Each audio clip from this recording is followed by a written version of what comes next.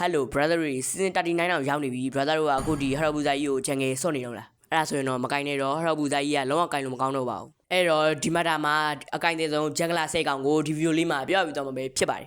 ကဲပထမဆုံး hero တစ်ကောင်အနေနဲ့ကတော့ free อ่ะသူ့တော့ trade through တော့ပြောမနေတော့ဘူးပေါ့နော်ပြိုင်ပွဲတွေမှာအစသူ့ကင်ရတယ်ဒီသူ့ရဲ့မကောင်းတဲ့အချက်ကိုပဲရွေးပြီးပြောရမယ်ဆိုရင်တော့ तू ကအရင်လို scale 2ကတော့ stat ပါတော့မှမဟုတ်ဘူးပြီးတော့ तू က stat နေပိုင်းလည်းအရင်ကြောက်တယ်အဲ့တော့ပို့ပြီးတော့ဆော့လို့ကောင်းအောင် Angela ပိုင်းနဲ့တွဲဆော့ပေါ့နော် Angela နဲ့တွဲဆော့ရင်တော့ပို့ပြီးတော့ကောင်းတယ်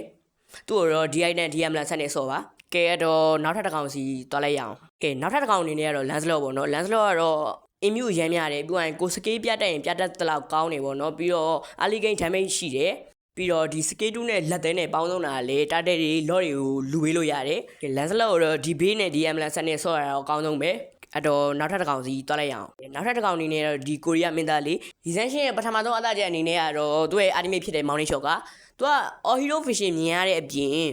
်ပြီးတော့သူကတခြား hero တွေနဲ့မတူတာကြတော့သူက maximum accession လေကင်းရောက်လို့ item တွေပြည့်လာပြီဆိုရင်တော့သူ့ကိုလှည့်ကြည့်ကြမလို့တော့ဘူးသူက damage အရန်ထွက်တယ် maximum accession ဖြစ်တဲ့အတွက် fan ရတာလည်းမြန်တယ်ပေါ့နော်သူ့ရဲ့အားနည်းချက်ကိုပြောရမယ်ဆိုရင်သူက early game မှာရန်ကိုပြောတဲ့ hero ဖြစ်တယ်ပြီးတော့ခဏခဏအကန့်ခံရနိုင်တယ်ပေါ့နော်သူ့ရဲ့ jungle ကိုတိုက်ခံရပြီဆိုရင်တော့ famine ကိုရန်နောက်ကျသွားနိုင်တယ်အတွက်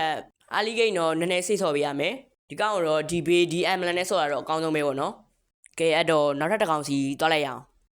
နောက်ထပ်တစ်ကောင်အနေနဲ့ကတော့ Julian ဒီကောင်ကတော့ high rank မှာမိတ်ဆော့ရတယ်ကျွန်တော်ကတော့ jungle ဆော့ရတာပိုကြိုက်တယ်ဘာဖြစ်လဲဆိုရင်တော့သူက base skill သုံးပတ်စစ်ရတယ်အပတ်စစ်ကကြတော့ damage ပိုထွက်တာဖြစ်တဲ့အတွက် jungle creep တွေကို fan ရတာပိုပြီးတော့မြန်စေတယ်ပြီးတော့သူက early မှာလည်းအထိုက်အသင့် damage ရှိပြီးတော့ late game မှာလည်း damage ကရှိရကြောင်းဘာလိုင်းက maximum နဲ့ mate တွေကိုခံရတာပိုပြီးတော့ကောင်းနေပေါ့နော်ကဲ Julian ကတော့ဒီ base DM လန်ဆက်တွေနဲ့တော့ဆော့တာအကောင်းဆုံးပဲကဲအဲ့တော့နောက်ထပ်တစ်ကောင်စီတွားလိုက်ရအောင်နောက်ထပ်ကောင်အနေနဲ့ကတော့မာတစ် Angela တွေ Rafaela တွေကိုဗတ်ပေးထားတာဖြစ်တဲ့အတွက်မာတစ်ကလည်းသူ့အတူမတာဝင်လာတယ်ဒီကောင်ကရင်တော့ early ဖျက်ဆော့ပေးရမယ် early game မှာဗတဲ့နိုင်မှုကအရေးကြီးတယ်ပေါ့နော် early game နိုင်သွားရင်တော့ late game ညရင်တော့ဒီကောင်ကလုံးဝထမ်းမိတ်မရှိဘူးပြီးတော့မာတစ်က immune လဲပါတယ် immune လဲပါတာဖြစ်တဲ့အတွက် target တွေ late တွေကိုလူရတာပို့ပြီးတော့အဆင်ပြေစေတယ်ပေါ့နော်ပြီးတော့ early game မှာ damage ကတော်တော်များတဲ့အတွက် roll lane တွေ experience lane တွေကိုခံရတာပို့ပြီးတော့ကောင်းတယ်ဒီကောင်ကိုတော့ဘေးတစ်ခုနဲ့ဆော့လို့ရတယ်ပေါ့နော်တန်ဘေးနဲ့ဆော့ကြရင်တော့ဒီလိုမျိုးဆော့ဒါမှမဟုတ်ကွာ damage ဘေးနဲ့ပဲလိုက်ကျုံးနေတယ်ဆိုရင်တော့ဒီလိုမျိုးဆော့နိုင်တယ်ကဲရတော့နောက်ထပ်တစ်ကောင်စီတွားလိုက်ရအောင်နောက်ထပ်တစ်ကောင်အနေနဲ့ကတော့ Alpha အခုမှဒါတက်မှတ်တာဖြစ်တဲ့အတွက် Alpha true damage ရှိတယ်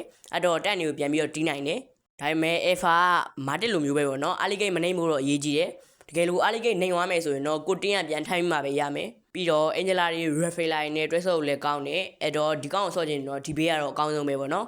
ကဲအဲ့တော့နောက်ထပ်တစ်ကောင်စီတွားလိုက်ရအောင်နောက်ထပ်တစ်ကောင်အနေနဲ့ကတော့ကျွန်တော်တို့ရဲ့ hero ကြီးဖြစ်တဲ့ Fatrin ပေါ့နော်ဒီကောင်ကအခုနောက်ပိုင်း EAP လဲဆော့လာကြတယ်ဒါပေမဲ့ jungle ဆော့လို့လည်းရတယ်ပေါ့နော် jungle ဆော့တာတော့ပိုပြီးတော့ကောင်းတယ်ဒီကောင်ကျတော့ team fight battle တွေမှာအရှိကနေမာပြီးလို့ရမယ်ပြောမယ်ဆိုရင်တော့ team fight battle တွေပိုကောင်းနေပေါ့နော်ပြီးတော့သူက Lancelot လိုပဲPfizer 1နဲ့ Review နဲ့ပေါင်းသုံးလိုက်ရင် target လော့ရဖို့ပို့ပြီးတော့လွယ်ကူတယ်ပေါ့နော်ဒီကောင်ကိုဆော့ကြရင်တော့ဒီ base နဲ့ DM နဲ့ဆော့တာတော့အကောင်းဆုံးပဲကဲတော့နောက်ထပ်တစ်ကောင်စီတွားလိုက်ရအောင်ကဲနောက်ထပ်တစ်ကောင်အနေနဲ့ကတော့ Barret ဒီကောင်ကလည်းအရှိက Fatrin လိုပဲအရှိကနေဝင်ပြီးတော့မာပြီးလို့ရမယ် Team fight battle တွေလည်းပိုကောင်းတယ်ပြောရရင်သူက lane ကန်ကင်းတွေပါလည်းကောင်းတယ်ပေါ့နော်သူ ultimate ငုံတာတွေပါရင်လည်းဆိုရင်တော့ပြီးတော့ Angela တွေပါရင်လည်းတွဲဆော့ရင်လည်းပို့ပြီးတော့ကောင်းတယ် Barret ကိုလည်းမွန်တွန်းကဗတ်ပေးတာမို့လို့ Barret ကဒီစီဇန်မှာပြန်ပြီးတော့မတ်တာဝင်လာနိုင်တယ်ဘာရအတွက်ဘေးနဲ့အမ်လန်ကတော့ကျွန်တော်အခုပြထားသလိုဆိုအဲ့ဒါတော့အကောင်းဆုံးပဲကဲနောက်ထပ်တစ်ကောင်စီတွားလိုက်ရအောင်ကဲနောက်ထပ်တစ်ကောင်အနေနဲ့ကတော့အမွန